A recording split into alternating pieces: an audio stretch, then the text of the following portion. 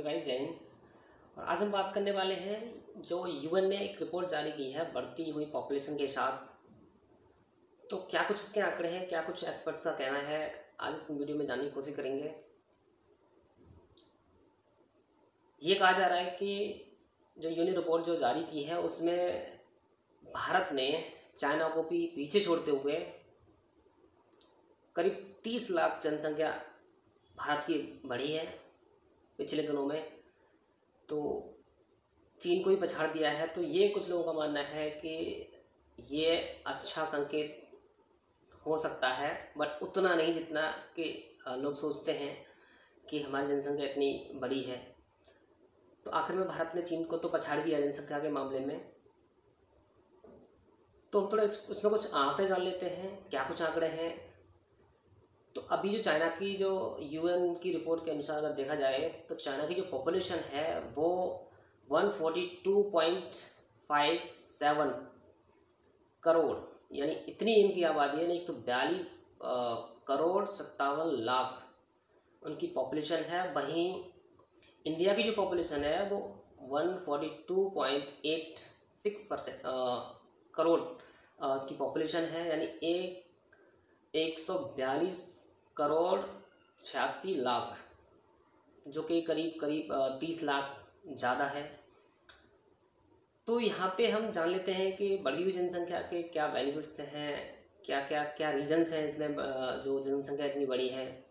तो कुछ एक्सपर्ट्स का मानना है यहाँ पे कि जो जनसंख्या बढ़ी है वो मोर्टेलिटी जो रेट होता है, यानी 1 से 5 जो 0 से लेकर 5 साल तक के जो बच्चे होते हैं उनकी जो मृत्यु दर है, यानी मोर्टेलिटी जो रेट जो है वो कम हुआ है पहले की तुलना में। तो एक ये भी रीज़न है कि जो व्यक्ति की लाइफ एक्सपेक्टेंसी जो रेट है वो बढ़ जाता है।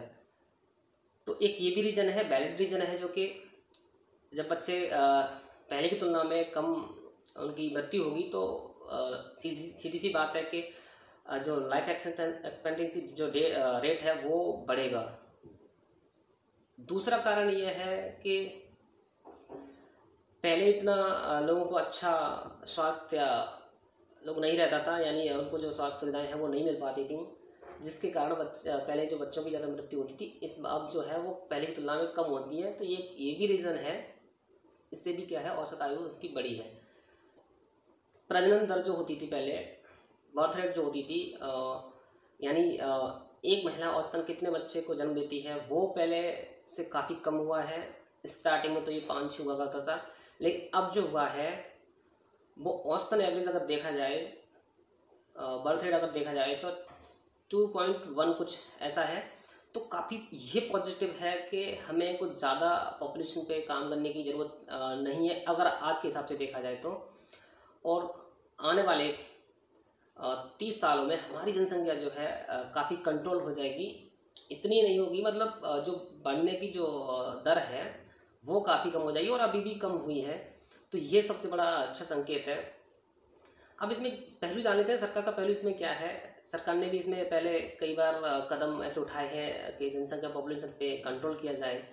राजीव गांधी सरकार में भी फैमिली प्लानिंग जैसी योजनाएं आई थी, जिसमें नसबंदी और गर्भ निरोधक जैसे कई इसमें प्लानिंग इसमें जोड़े गए थे। तो उससे भी काफ़ी उस समय इफेक्ट देखने को मिला था।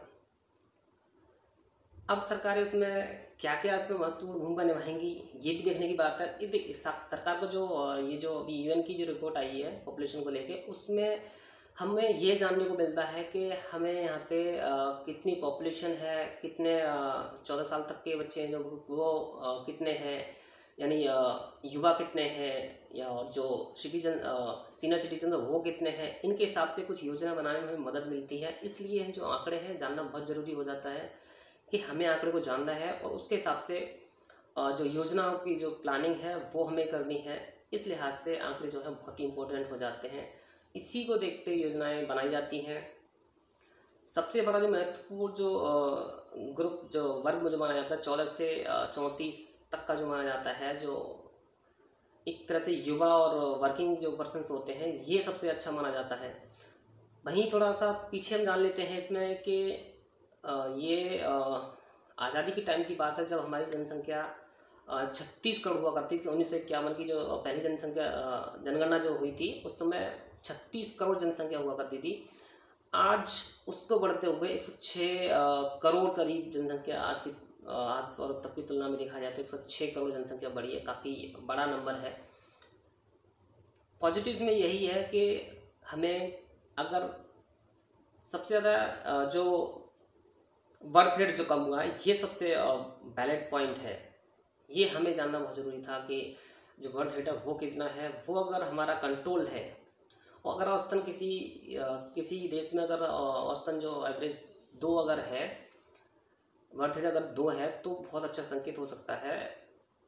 आने वाले टाइम में ये काफ़ी जनसंख्या कंट्रोल को कर सकता है। तो हमें कुछ ज़्यादा काम करने की जरूरत नहीं है, बट हमें सबसे जो इम्पोर्टेंट जो टॉपिक रह जाता है वो है हमें एजुकेशन।